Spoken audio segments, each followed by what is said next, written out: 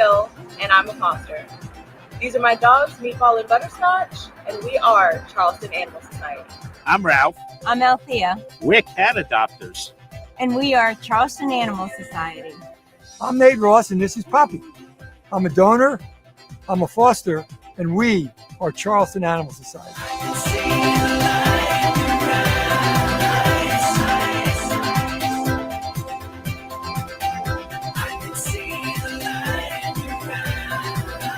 Hi everyone, welcome to the 147th annual meeting of the Charleston Animal Society.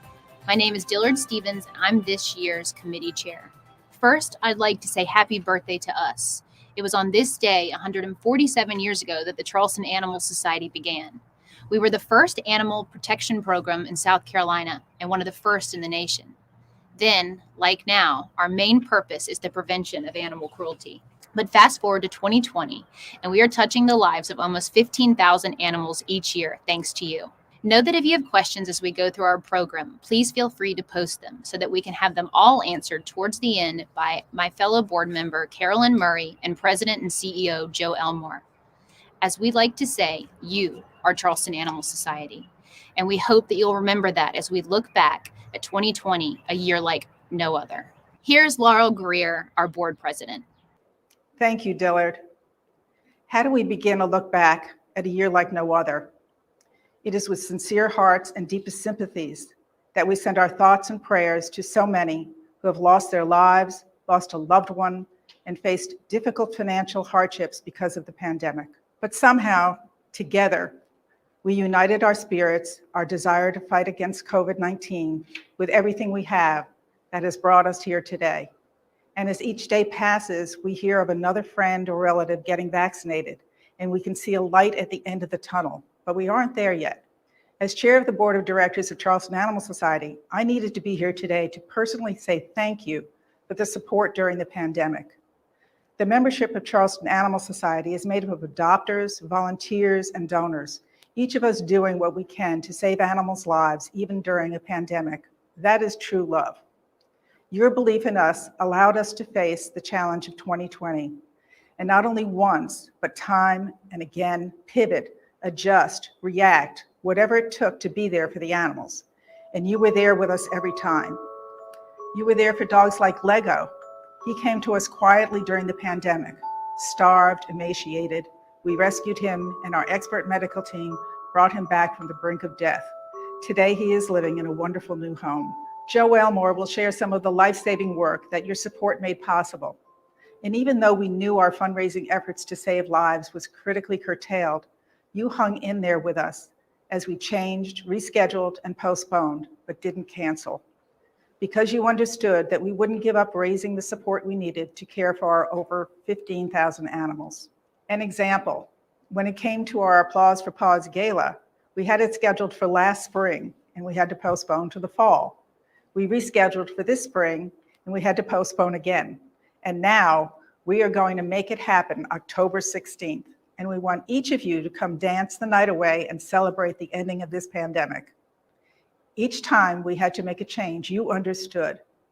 When it came to our chili cook-off, our largest fundraiser, we made a major pivot and made it into a live virtual event. And guess what?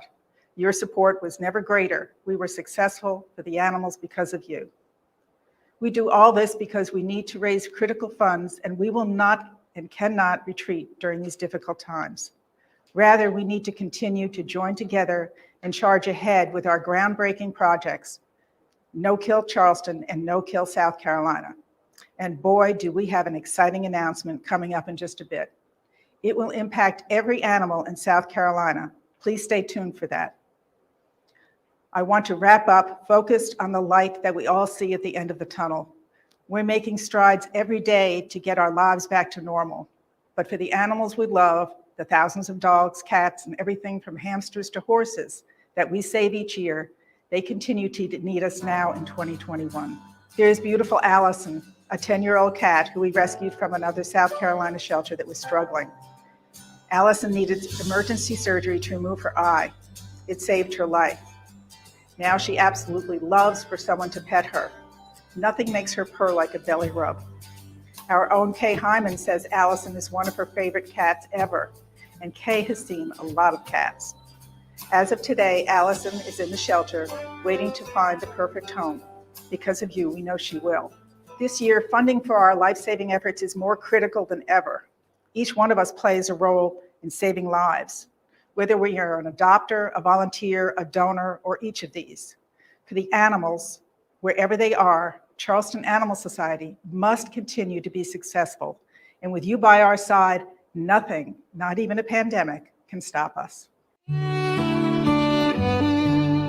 Pearl Sutton received a call from the sheriff's department that there was a dog that was involved in an accident, a fatality, and that the dog was alive and they were bringing it to us at the Charleston Animal Society. Eventually we found out that this dog was a very loved dog, that the owner who had passed away at the scene, she was his constant companion day and night for over 7 years, and they had traveled and been the best of friends.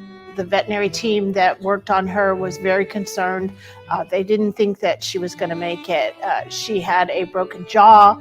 She had huge, horrible lacerations all over her body, and her eyes were fixed and dilated, and she had a brain injury.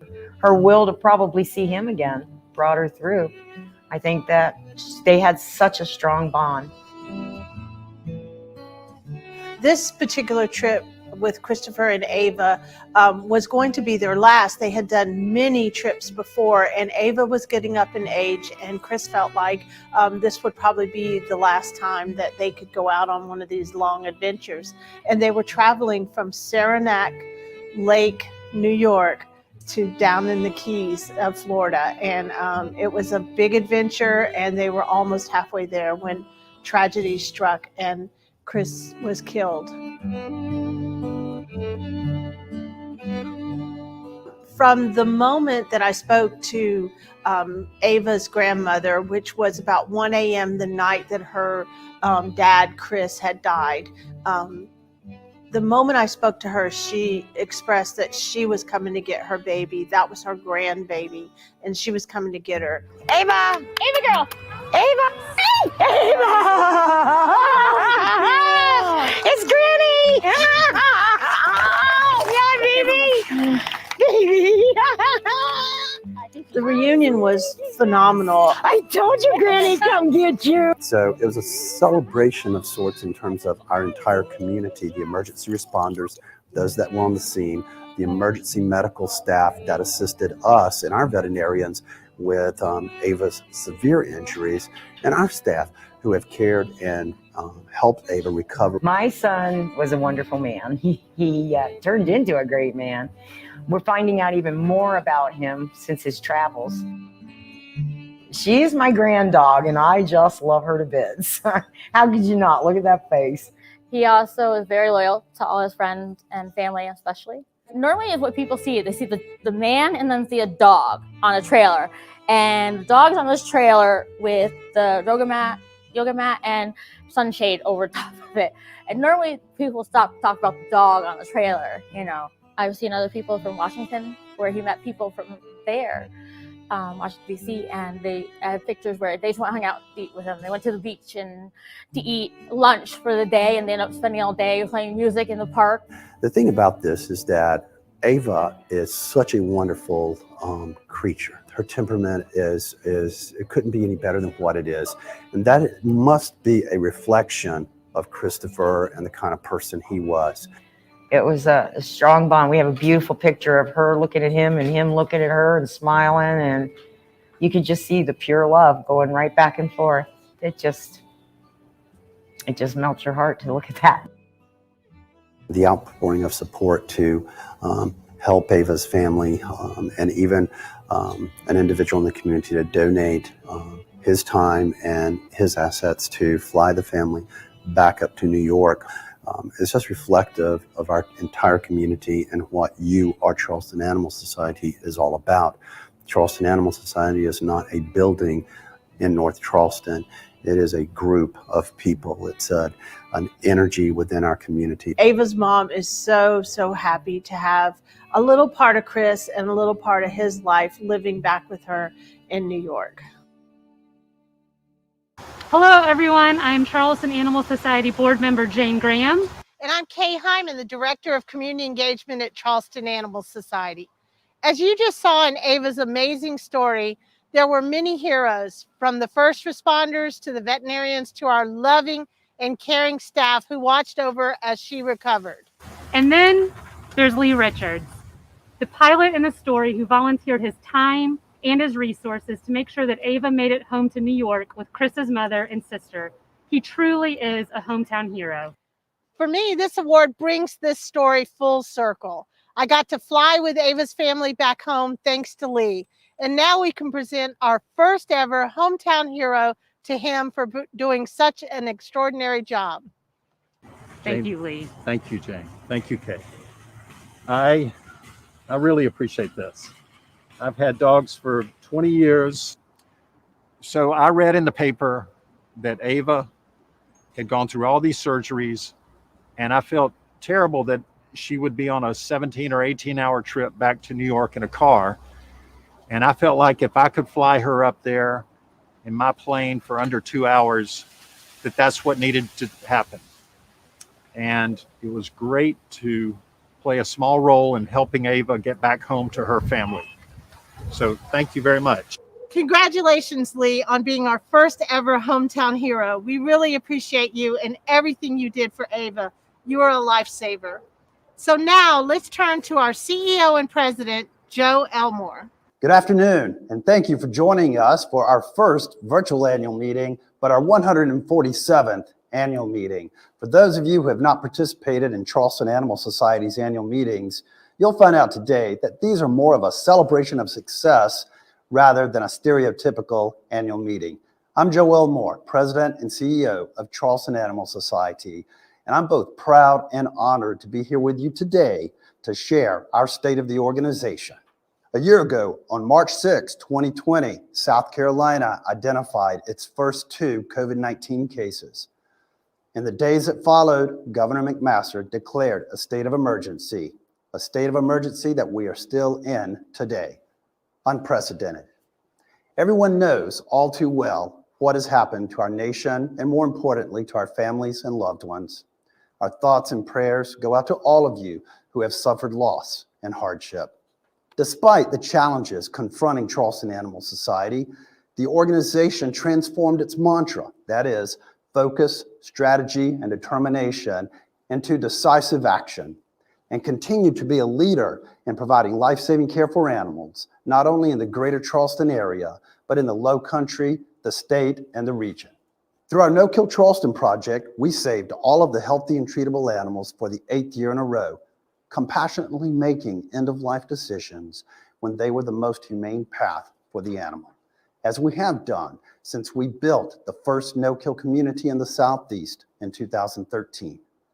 And through our No Kill South Carolina project, we completed 6 years of supporting our partners across the state in reducing intake, saving over 500,000 animals, and realizing over 30,000 fewer lives lost in this groundbreaking initiative. On top of that, we responded time and again to our animal shelter friends and neighbors in their time of crisis, whether in South Carolina, the Caribbean, or the Gulf states, which experienced an unprecedented historic hurricane season, the worst ever. In the face of reduced staffing, moratoriums on volunteer support, and reductions in intake and spay-neuter, we still operated 24/7 to care for over 15,000 lives.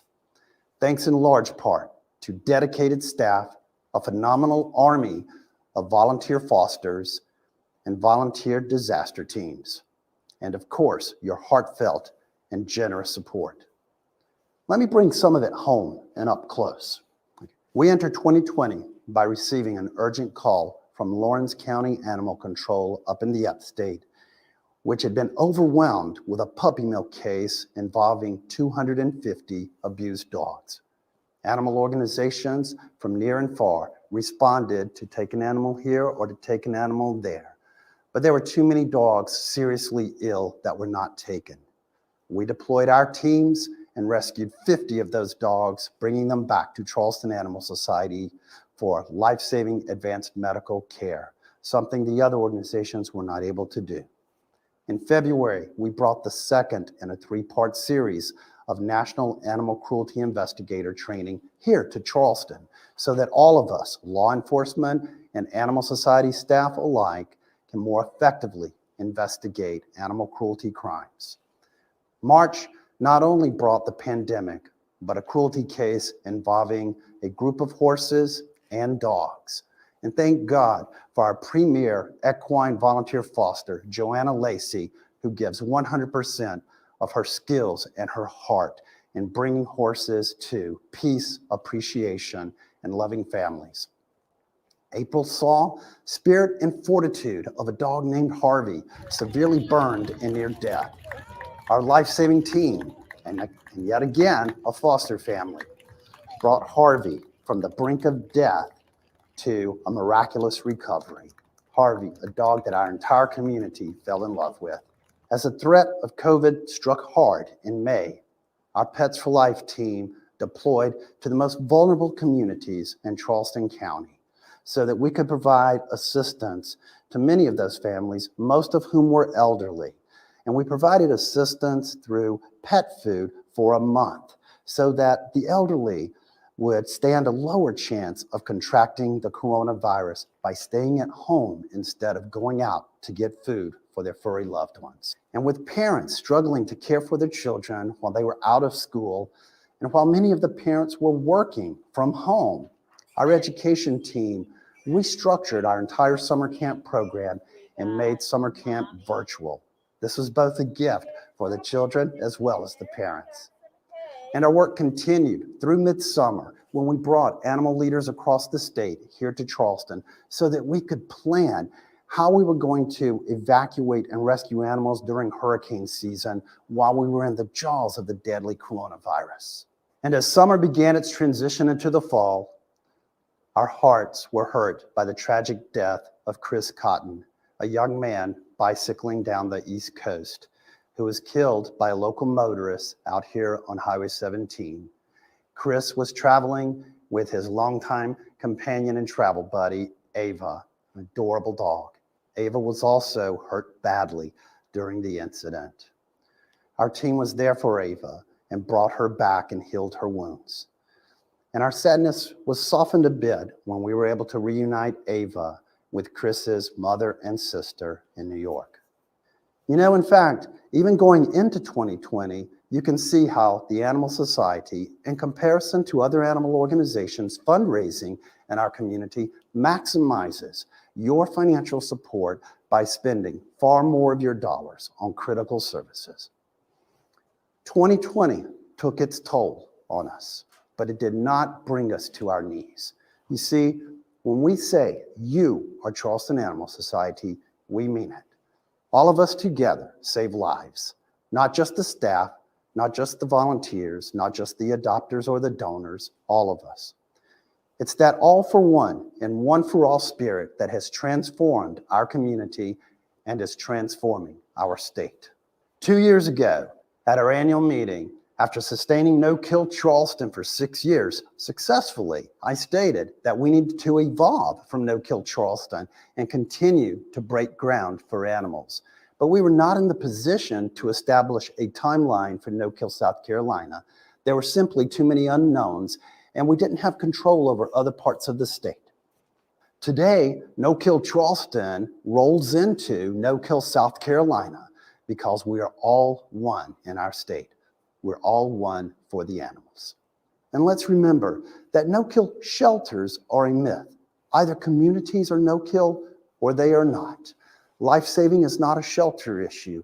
It is a community issue, as is education, illiteracy, hunger, domestic abuse, and so on.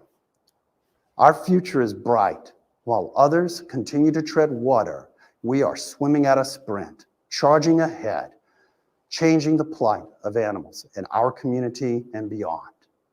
There's so much more work, difficult work to do in realizing the dream of a no-kill state, the first no-kill state in the South, something that many people think impossible. And Petco Foundation has been there every step of the way, standing shoulder to shoulder with us in saving those 500,000 lives and preventing the euthanasia of over 30,000. I'm looking forward to hearing from Suzanne Kogut later in this annual meeting, the foundation president for Petco, as she shares with us how they are changing and intend to continue to change the plight of animals nationwide.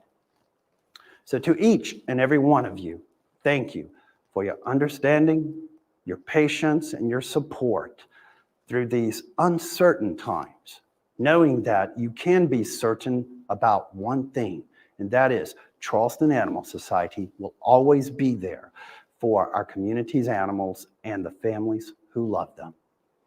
So all for one, one for all, No Kill South Carolina. Joanna Lacey is a lifesaver. She was critical to our effort and the largest horse rescue operation in modern history here in Charleston County. It's folks like Joanna Lacey that is Charleston Animal Society, that puts so much energy into it and puts her home and her pastures forward to be used to save so many horses. So to all of those lifesavers, we could not be Charleston Animal Society without you.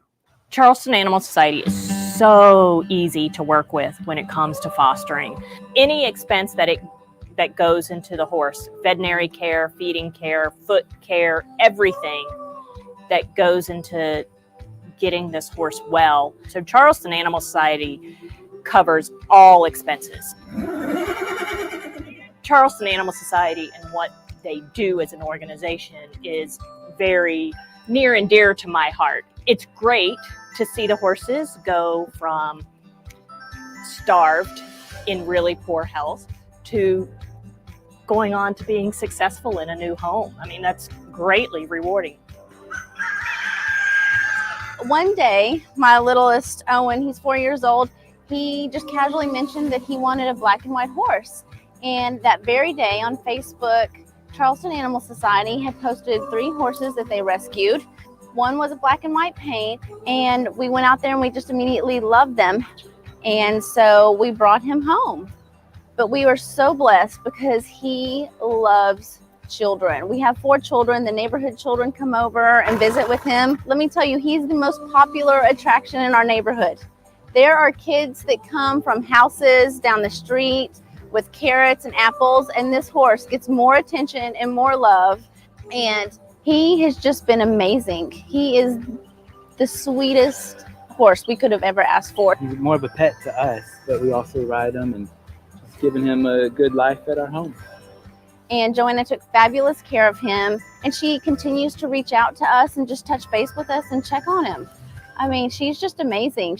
I could not have asked for a better resource when you are taking on such a large animal. She's been amazing. We would not have this horse if it weren't for the donors. I mean, there's maintenance, there's food. He had a wound that was sutured. I mean, none of that would have been possible without the donors. Without the donors, it's a huge financial commitment. It would be impossible. I actually feel honored that I've been able to foster for Charleston Animal Society, knowing that when you get them healthy and all the work that goes in to getting them healthy, that somebody can love them and provide that for them as well. Because you learn to trust that other people will love them and take care of them as well as you do.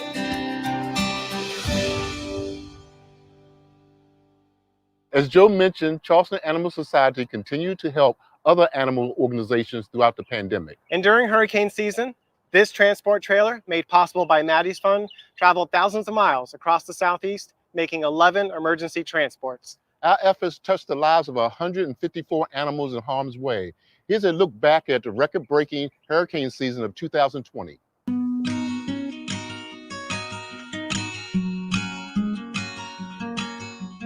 In the busiest hurricane season in history, Charleston Animal Society has been involved in evacuating animals from several communities struck by disaster. The call from St. Thomas in the U.S. Virgin Islands came in mid-August. Our transport team of staff and volunteers picked up over a dozen dogs and cats from a transport plane that landed in the Miami area. 1 month later, we organized a second transport to help these vulnerable island communities, still recovering from 2 Category 5 hurricanes that pummeled them in 2017. When Hurricane Sally set her sights on the Gulf Coast in late September, our teams of staff and volunteers once again leapt into action. Charleston Animal Society sent a rescue team to Atlanta to pick up a van full of cats and kittens that were evacuated from an Alabama shelter that was heavily damaged.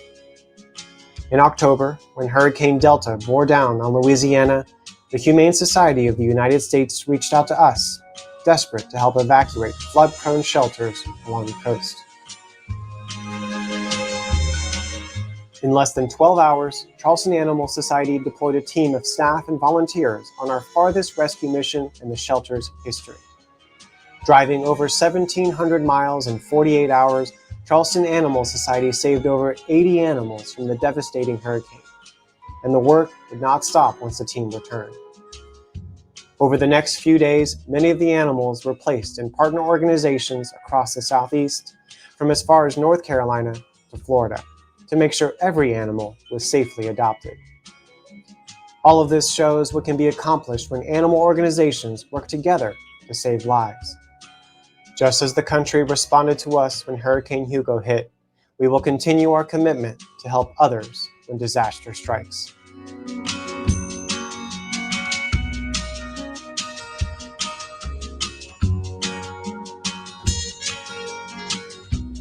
It's with great honor and appreciation that Charleston Animal Society has selected Hendrick Automotive Group for the recipient of its Community Ambassador Award. In addition to being a key financial supporter over the decade, Hendrick Automotive Group has partnered with the Animal Society in campaigns throughout the year, including the very special Home for the Holidays. This is for you from Santa. It is? Yep. Okay. Thank you. During this campaign, Hendrick Elves partnered with us to deliver new furry members of the family on Christmas Eve and Christmas Day. The Hendrick Automotive Group employees have not only volunteered for the adoption deliveries, but have also volunteered on committees and the board of Charleston Animal Society. This is true partnership. Charleston Animal Society's Community Ambassador Award is given to a business, organization, agency, or group who demonstrate a devotion to community and service to others to improve the plight of animals. On behalf of the Board of Directors of Charleston Animal Society, we are honored to present Hendrick Charleston with our 2020 Community Ambassador Award. Thank you so much for all you do. From all the employees here at Hendrick Automotive Group in the Low Country, we thank you very much and we look forward to continued success with you. No Kill South Carolina was created and established in 2015 with the idea that we would save every healthy and treatable pet in South Carolina. And it's been 5 years and we're doing really well. Well, No Kill South Carolina is an initiative of the Charleston Animal Society and funded by the Petco Foundation. We have been able to work really well with almost every single open admission shelter in South Carolina. It's hard to change sometimes, and when they implemented the changes, they saw how life-saving that was, how much more they could do with their time. Between 2015 and 2020, we have saved over 500,000 lives in South Carolina, which is just amazing. And that includes more than 30,000 fewer animals euthanized between 2015 and 2020 in our South Carolina open admission shelters. Just incredible. We're so happy and proud to be able to share that information. The first year that we started collecting data just to see like where are we at, we've found out that our euthanasia rate for dogs at that time was about 19%. At that time, our euthanasia rate for cats was over 50%. Every year it's gone down, every single year. And in 2020, our euthanasia rate for dogs was 8% in South Carolina. So now if we look at the euthanasia rate for cats, we are down now at this point to only 18%. That's still higher than we'd like to see, but it's such a dramatic increase in the amount of lives saved. We've got 46 counties in South Carolina. And what we were looking for is to have those counties turn green on the map. And what that means is that no more than 10% of the animals that come in are euthanized. And In 2016, we only had 6 counties that were at that stage, and now we've got 27. So we are really doing a great job. I've said it before, but I say it again. I really believe that the teamwork and the sense of camaraderie and understanding that we're all in this together really, truly makes a difference. For 2020, we awarded the Humane Society of Greenwood County as the Organization of the Year.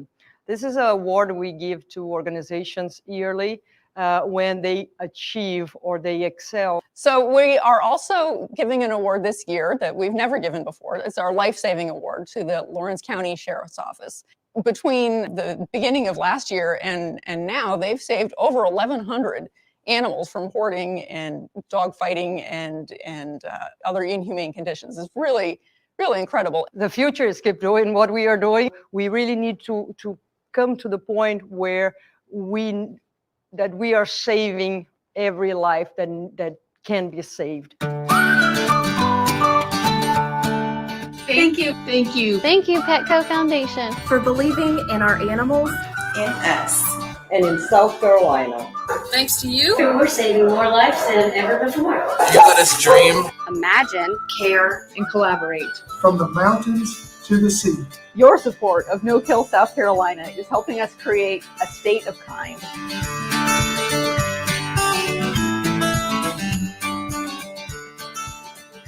Joe, neither one of us can stop smiling. I know, Laurel, it's an incredible day. And do we have a big announcement or what? As you just saw, our No Kill South Carolina team is making amazing progress, and the Petco Foundation, who has sponsored this initiative, has noticed. In fact, Laurel, throughout South Carolina, with no statewide network, no statewide data, no regulations for animal shelters, this was a monumental undertaking. But the shelters across the state came together with a spirit of one for all and all for one, and really believed in this initiative to make it happen. But unlike No Kill Charleston, where we could start with a timeline, we were not able to do that with No Kill South Carolina. So we had to dive into the project to really see what it was going to be like and when we could project, or whether we could project, this coming to realization. I know that we can make this happen. That's why tonight we are unveiling our brand new initiative, No Kill South Carolina 2024.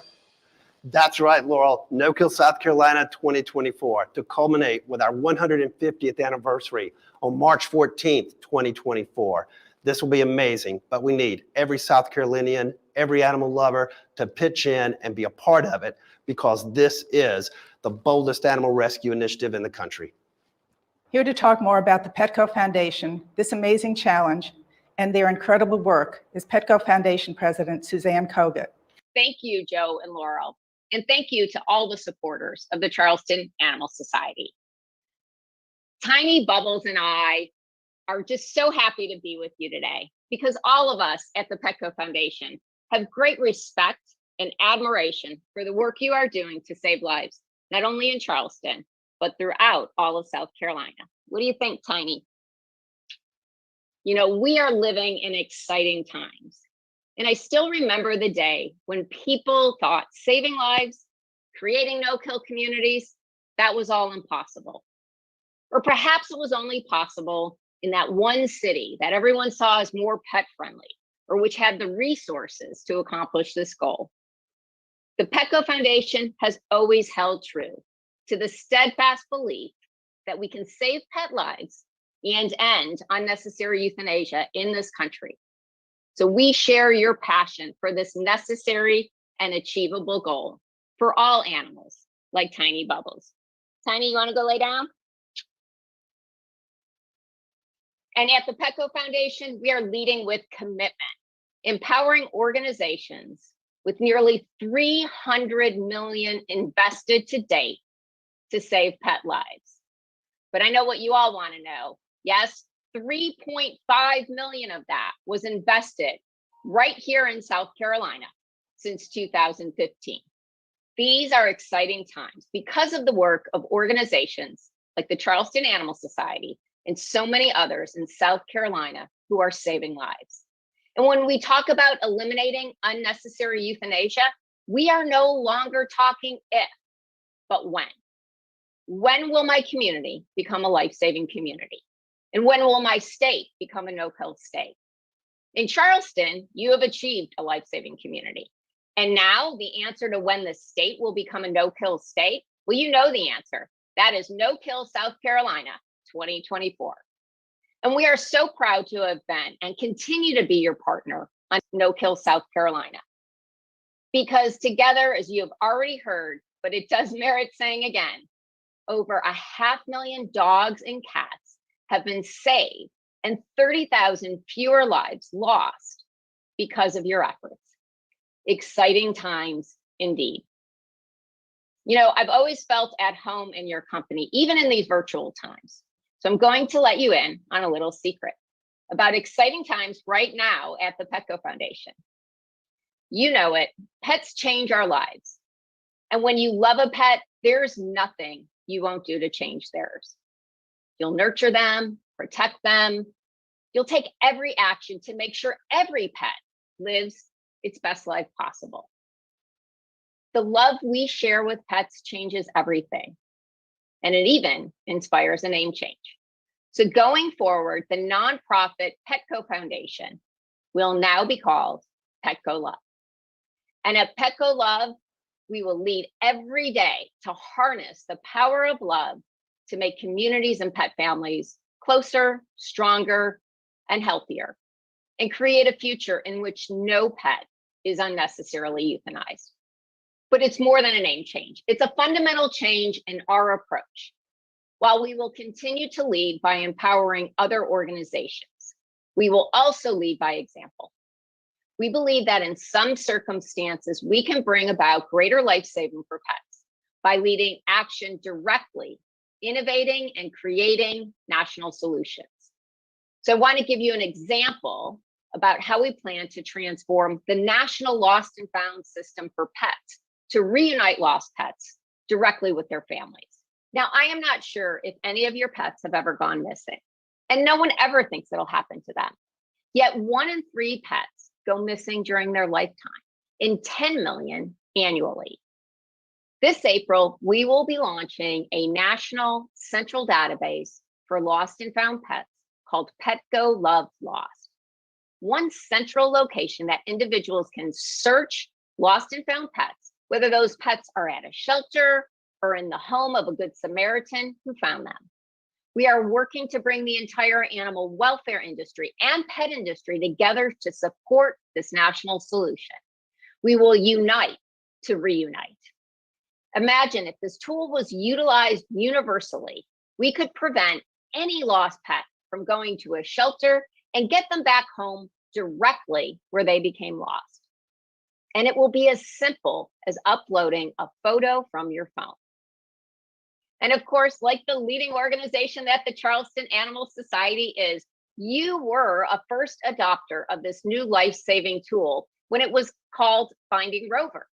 And you are participating even before our name change and our national launch, bringing other South Carolina organizations on board as well. Our partnership has been strong through the years because we share that goal of No Kill South Carolina.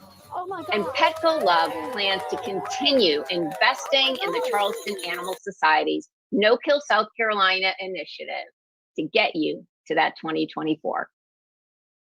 But since I started by saying that we are living in exciting times, Petco Love wants to raise that excitement level up throughout all of South Carolina with a challenge grant.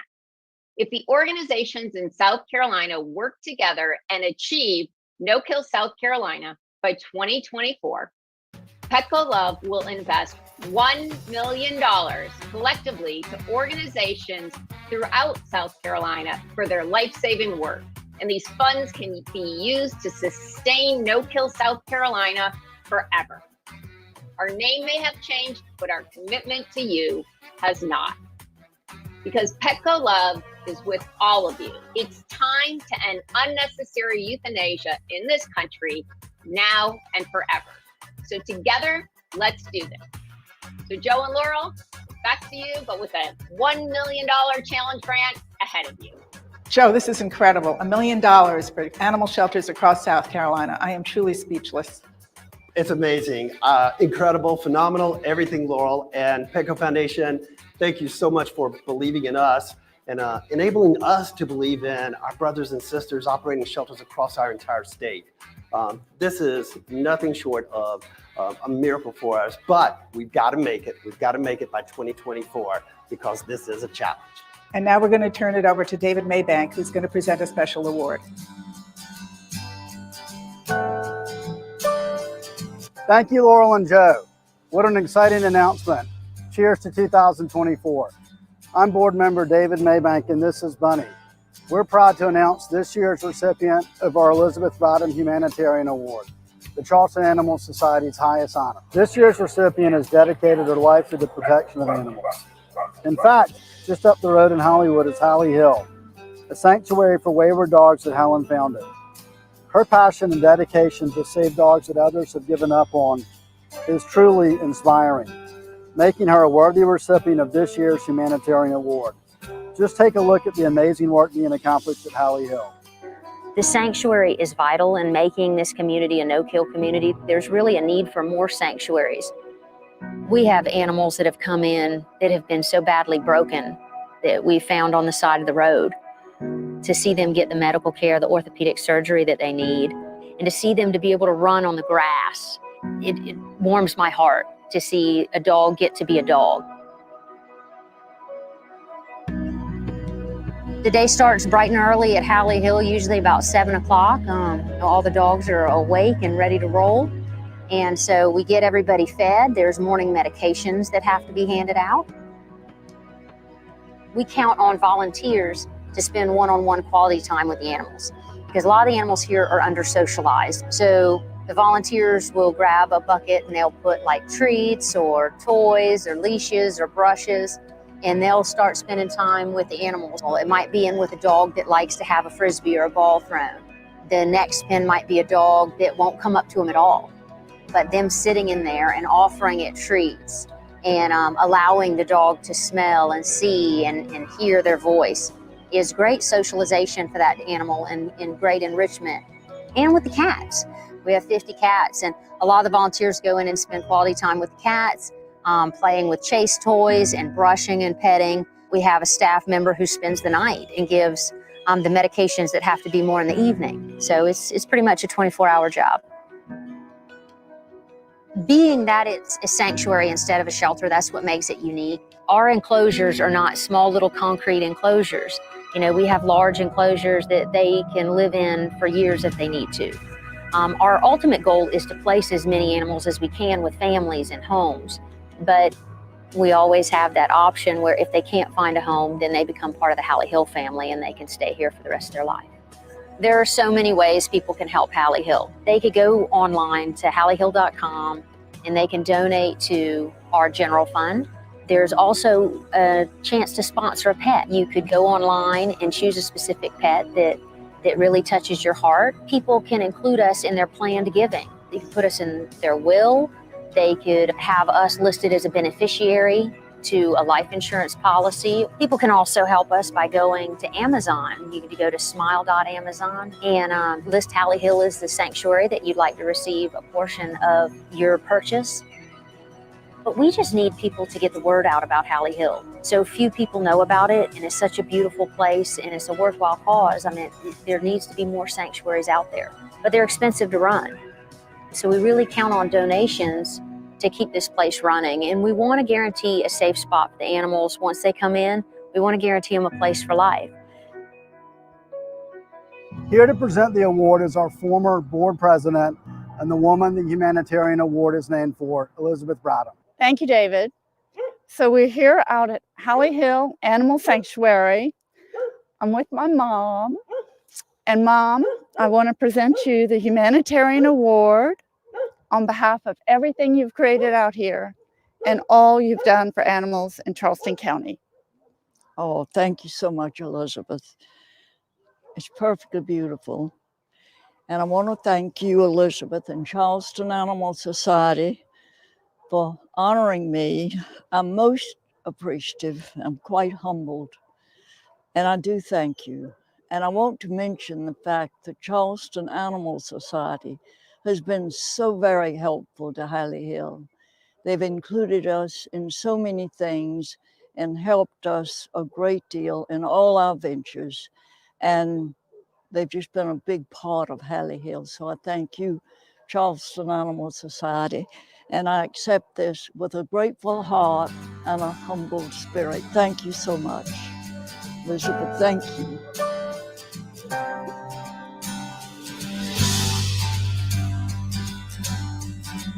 Hola, ¿qué tal amigos? Mi nombre es Luigi Bravo. Soy miembro de la Junta Directiva de Charleston Animal Society. Quiero invitarte a que nos visites al 2455 de Fremont Road en North Charleston.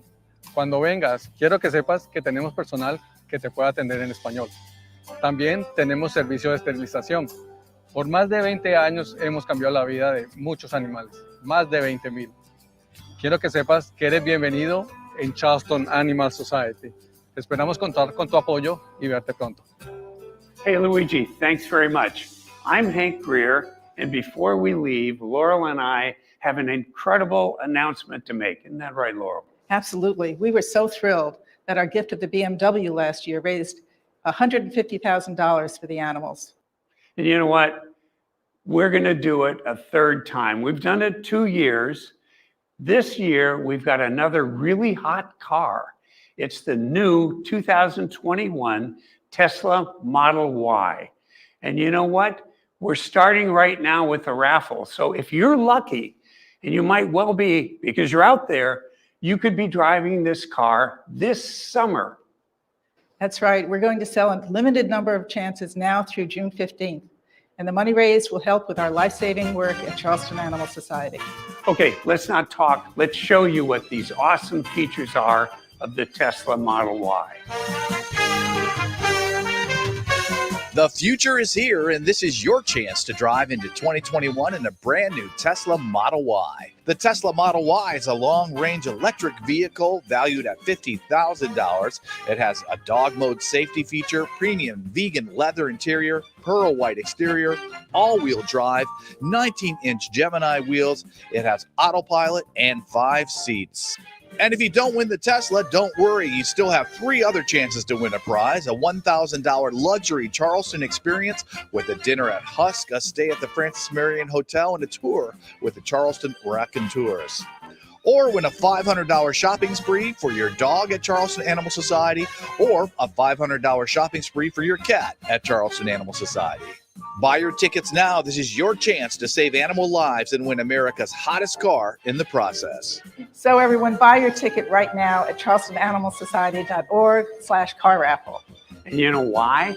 Because one of you out there is going to look great in this Tesla Model Y. Hey, even I could look great in this Tesla Model Y. So beyond having a chance to win a super car, let me tell you what you're doing. You are providing extra funds for people who save animals, namely the Charleston Animal Society. You're saving lives, purely and simple. So get out there and buy tickets. By the way, in all honesty, what I have to tell you is that the first year, a person bought 1 ticket and won the car. Last year, a person bought 1 ticket and won the car. We would encourage you to buy as many tickets as you want to, but get out there and help the Animal Society. So everyone, good luck, buy tickets, and we're going to send it back over to Dillard. How exciting is that? A brand new Tesla could be yours, thanks to the generosity of Hank and Laurel Greer. Please remember that every ticket you buy helps save lives. We hope you enjoyed looking back with us on 2020. What a challenging year it's been for all. Thanks to you, we made it through this difficult time. I see many of you have questions, and we'd like to have them all answered. So I'm going to hand it over to my fellow board member, Carolyn Murray, and President and CEO, Joe Elmore. Thank you so much for spending time with us today, and we hope that we'll all be together next year in person for this event. But until then, we look forward to seeing you in October for our gala. Carolyn, Joe, over to you.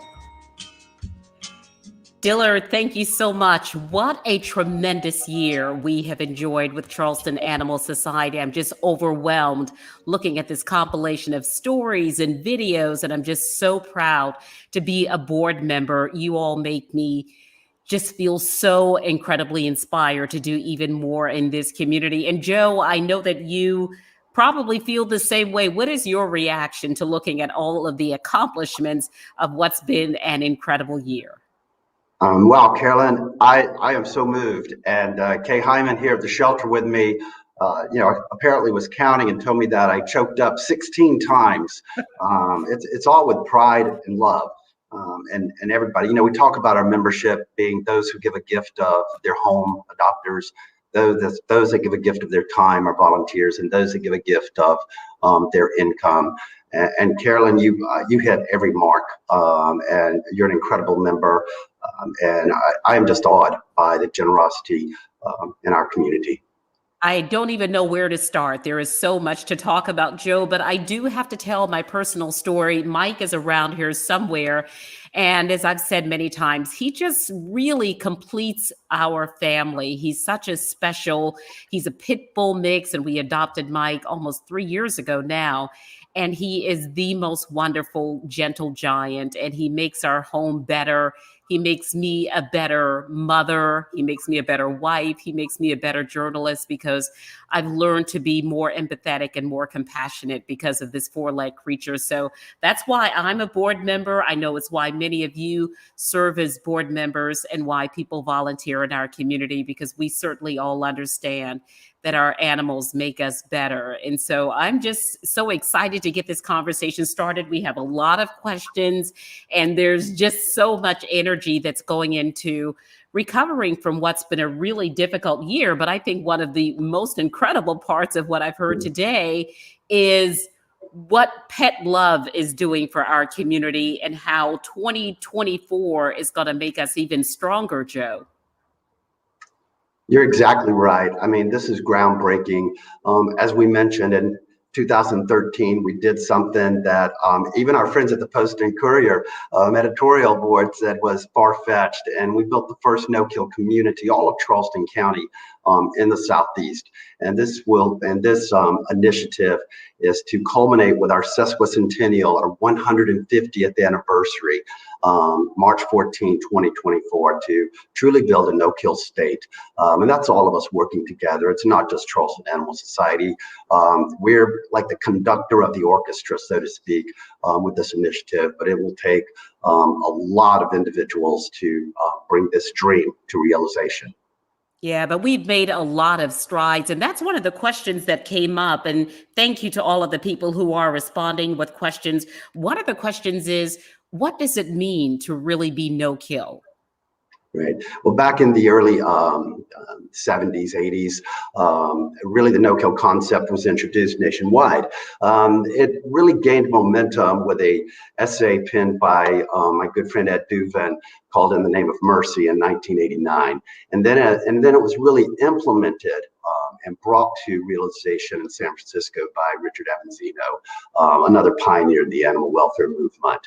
It's just carried forward, but it was always introduced as a collective term, as I mentioned earlier in my remarks, like illiteracy, education, violence, crime, hunger. Any of that. These are community issues. These are not shelter-centric issues. These are community issues. This is all of us working together. And what it means to be no-kill is, and there are several definitions, because it was conceptual, there really wasn't measurements introduced at the same time. So a lot of the mainstream animal world refer to it as saving every healthy and treatable animal based on your community's capacity. And we know that some communities have a higher level of capacity than others. And we know for a fact that, in our own state, there are some regions down in the lower Savannah region, the PD region, that don't have the resources that we do in the low country or in the upstate or even in the Midlands.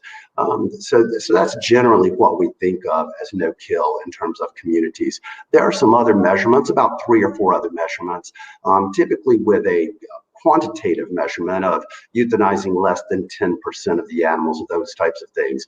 And for us, we're like, we're not recommending or suggesting or certainly not dictating what measurement communities use, because the important thing is that you're striving to save the animals.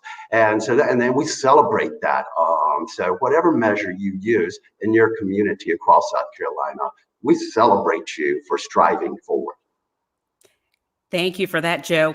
Eric from Orlando has chimed in with a question, and Eric asked, Charleston Animal Society helps outside of South Carolina. Can you tell us more about how you respond to help other shelters outside Charleston during a time of crisis? And that's one of the ways that we actually ended up with making Mike a part of our family. Mike was the result of flooding in another part of South Carolina a few years ago when it was brought to Charleston Animal Society. So there is one exhibit A, if you will. Joe, tell us more. Right. Well, you know, one of our values at Charleston Animal Society is that we have a disproportionate responsibility to help others, meaning that if we can make a difference in the plight of animals anywhere, we will make that difference.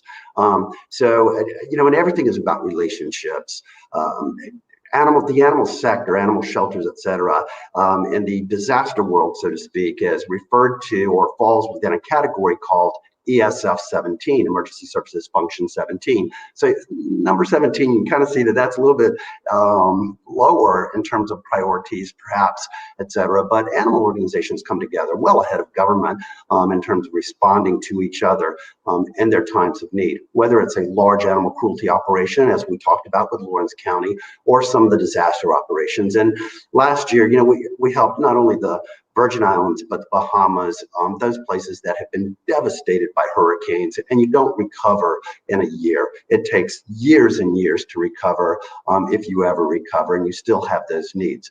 And also across South Carolina, when there is an overwhelming crowding problem, for example, we will reach out to help. Some of you will remember Hurricane Hugo back in around 1989 here in Charleston. You know, and that's been, you know, basically 40 years or so, or 30 years, let's say. Well, you know, the population here in the Charleston area has grown by about 150,000, especially in the barrier islands. So can you imagine if we were to have another direct hit from a hurricane, such as a Hurricane Hugo, and the evacuation, our infrastructure, as all of you know, our infrastructure, our roads, et cetera, haven't really evolved the way the population has grown, particularly in the barrier islands.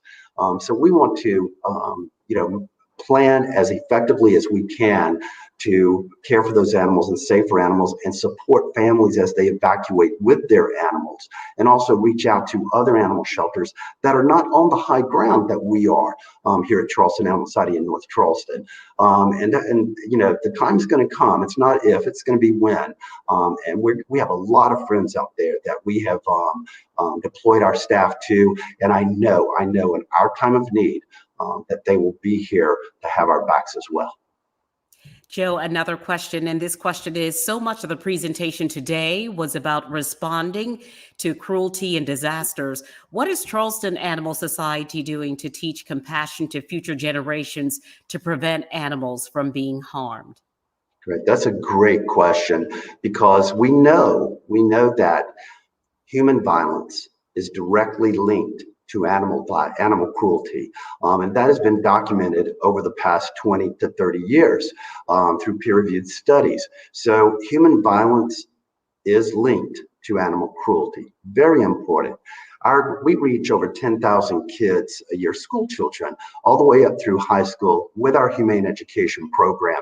And as you mentioned, Carolyn, the caller that had the question about and referred to it as compassion, we're actually sort of changing or rebranding, if you will, humane education to compassion education, because that's what it is.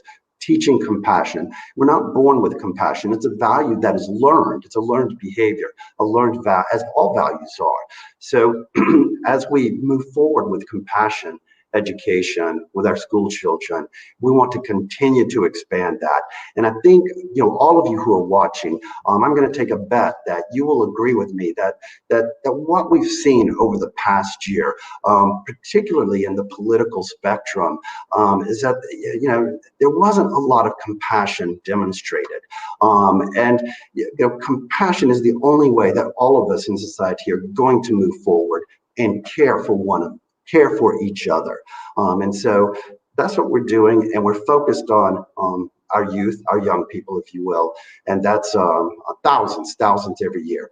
And that's why this past year, when we weren't able to do the summer camps. We weren't able to go into the schools because of the pandemic. We knew it was so important that our education team pivoted quickly and developed virtual compassion education because we just couldn't lose a year of being an influence in the kids' lives. Joe, you highlighted the humane education team in your address. Can you talk a little bit more about summer camps and if they will be available in person anytime soon? Yes, the short answer to that question is yes, absolutely. We will be offering our in-person summer camps this summer. We will start them a little bit later because the school system is extending a little bit, and we're going to bring down the number of kids in the classes so that we can practice safely, education as safely as we can. And we adhere to and follow the CDC guidelines and everything that we do. But yes, we will have summer camps this summer. That is good news. A lot of us enjoyed hearing this story about the horse rescue and Joanna Lacey's fostering efforts. Can you talk a little bit more about fostering and, of course, fostering dogs and cats too? We want to know all about that. And one other question that came in is, what does it cost to take care of a horse? Well, it all depends, right? But fostering is, for example, over the past 5 years, the Animal Society has cared for over 70 species of animals, over 70 species of animals. Now, that is not even breaking out the individual species of birds and snakes, which are, I believe with snakes, I think it's in the neighborhood of around 3,000 different species, and birds, I think around 9,000 species or so. But, even if we combine those, it's about, 70 plus species over the last 5 years. So fostering can entail caring for any of those animals. Now, most folks think of fostering as caring for the neonatal kittens, and we're very close. We're on the front door of the season, spring, when so many kittens are born to free-roaming cats. But our free-roaming cat initiative to reduce the population of community cats has been one of the most effective programs in the country. We've had folks as far away as France and Australia reach out to us, Indonesia reach out to us about how were we so successful in continuing to bring down that population of free-roaming cats. And what we tend to say to folks is, if you see them, leave them be. Meaning that when you see that newborn litter of kittens, leave them be. The mother is around. The mother will always be around. She won't abandon her kittens. So if their nest, if you will, is, kind of well kept, just monitor them closely. Don't get too close to them physically, but just monitor them frequently. And the mother will be there. Trust us, the mother will be there. And then once the kittens are up and about and begin to move around, that's when to bring them into the Animal Society. We can spay and neuter them and do all the preparation work that we do to make them available for adoption. So some animals are more expensive to foster. And again, when you're fostering for Charleston Animal Society, we take care of all of the medical costs. But for example, the neonatal kittens, that's a 24/7 job. That those kittens have to be provided nourishment about every 2 to 3 hours throughout the night. Now, with horses or larger animals, or even with dogs, they all have individual needs. So some horses may need trainers to be brought in. Some dogs may have extensive injuries and have a long rehabilitation period. So it's really just like humans, who have a health issue. It's just a 180-degree spectrum, and the cost could be 180 degrees too, 180 degrees also. But we don't ask for you, our fosters, to pick up any of the cost. We just ask for your hearts, your homes, and your love. All right, Joe, thank you so much for that answer. One of my favorite parts, and there are so many favorite parts to all that we've seen today in the presentations, was to see Hank and Laurel. They look so handsome in their blue jackets.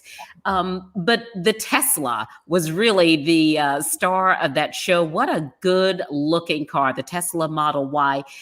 Joe, tell us a little bit more about the cost of the raffle tickets, the ending dates, and how long we can buy them. Hank emphasized that, a lot of these folks have driven away with cars with only buying one ticket, though, of course, we encourage people to buy lots of tickets. That's right, Carolyn. And, this car is, like I say, it's the hottest, the sexiest car in America. Everyone has heard about a Tesla. Now, this is coming from someone who's driven a pickup truck for the past 20 years. So, but this thing even excites me. I've seen it. I've seen the promotions of it. And it just looks like a space shuttle to a degree, and it's got all of the bells and whistles that I don't have in my pickup truck. But again, it goes to the life-saving care of the animals. And as I talked about in my State of the Organization address, all of these wonderful animal organizations that are involved anywhere in the country, but certainly involved in fundraising here in Charleston, the greater Charleston area, the Low Country. I'm so proud that Charleston Animal Society, with last year coming into 2020, that we were on the top. We were at 82% of our expenses going to programs and critical services, well above everyone else. And this is one of the ways that we raise money for that life-saving care. That life-saving care last year, because of the pandemic, was a lower number of animals that we provided some level of care to, but we still provided care to over 15,000 animals. Typically, like for example, in 2019, it was 20,000. Now that's just in the Charleston County area. That's not through the our No Kill South Carolina initiative throughout all of South Carolina. So it's a lot, and it takes a lot of dollars to support that. And I'm just asking everybody, think about purchasing these tickets, which are $100 each, as a gift for your mom, your dad, your sister, your brother, your cousins, your friends, your children. If they're 16, I suppose. But think about creative ways where you can give a gift of a ticket, knowing that if that ticket doesn't win the car, it still saves animals' lives, as Hank said earlier. Well said. Thank you so much for that, Joe. And of course, Charleston Animal Society has been saving lives for many, many years. The sesquicentennial coming up in 3 years. And a lot of people are in disbelief that Charleston Animal Society has really been in existence for 147 years. That is right. There was, back when the ASPCA in New York was formed in 1866, there were some key organizations and key communities at that time that formed in the 10 years following that, and Charleston Animal Society was one of them. There was a close connection at that time in our nation's history between New York and Charleston, and obviously Philadelphia and Boston. But and so organizations formed during that, and Atlanta did as well. And so Charleston Animal Society and Atlanta Humane Society were the first two animal protection organizations formed in the South, and we both formed within the same year, as a matter of fact. So it was an illustrious history. We were all formed at that time to address the plight of working animals, particularly horses. And that was the genesis of our history. We actually here in Charleston started just in the heart of downtown, in the heart of the historic district on Meeting Street. Wow, that little bit of history as well. We appreciate that anecdote. And Joe, it has really been so special to spend this Sunday with you and to be able to hear the questions and to see the many accomplishments of Charleston Animal Society. Since 1874, Charleston Animal Society has been going strong, and we have a lot more work to do in this community. And as you just heard, we are energized and have a lot of support to be able to really check off the many goals we have. So I am honored to have been a part of this celebration and this conversation. I'm a board member, and I am also a dog and cat mom. I love our creatures because, as has been said many times today, they certainly make our lives better.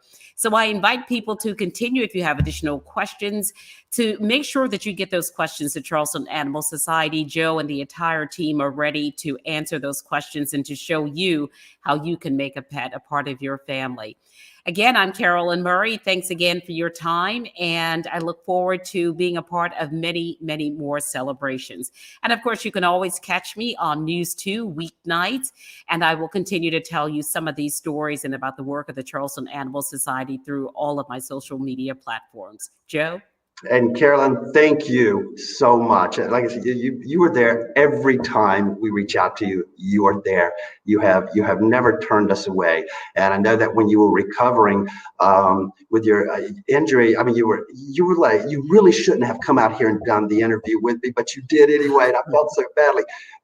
Carolyn Please Murray don't. It was my honor. very- It's a privilege. This Carolyn, organization you is a are- blessing to me. It is not at all a burden. It is You are one a of the best champion things for I've animals. ever committed to doing, and I'm so happy to be a part of it. And you're a true champion for animals. I want to say that. And I also want to thank Dan Crosby for producing this annual meeting, our first virtual annual meeting, and what an amazing job he does. And all of the folks that helped him, Christina, Guillermo, Kay Hyman, and there's so many, many others. All of our board members, Hank and Laurel for donating the car, Dillard Stevens for being our annual committee chairperson, and Laurel, our board chairperson, Hank and Laurel for donating the vehicle, the Tesla, the sexiest car in America. But I also want to offer my congratulations to our award recipients this year.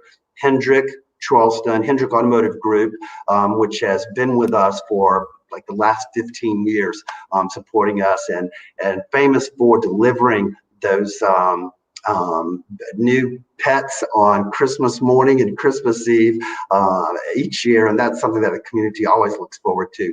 Lee Richards, who is the spirit of Good Samaritan, is the spirit of reaching out with what you have the capacity to do to alleviate some level of burden of pain or suffering for their fellow humans. Lee, you demand, as far as I'm concerned. Thank you so much. And of course, the Elizabeth Bradham Humanitarian Award recipient, Helen Bradham, whose life journey continues to be caring and alleviating and easing the plight of animals throughout our community.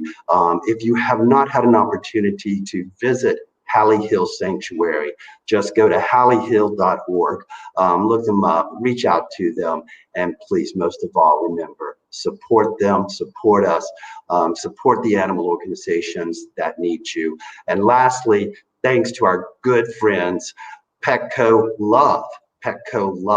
And please, Petco Love can only do that $1 million challenge if they raise those dollars from those Petco store transactions.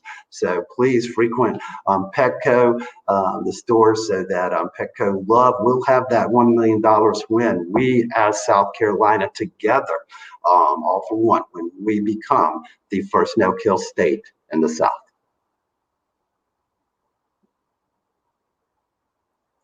All right. Well, that wraps up our 147th annual meeting. Thank you so much for spending this time with us. We are inspired to continue to take care of animals in our community, and we will do it with your help. Thank you again for joining us. I'm Carolyn Murray.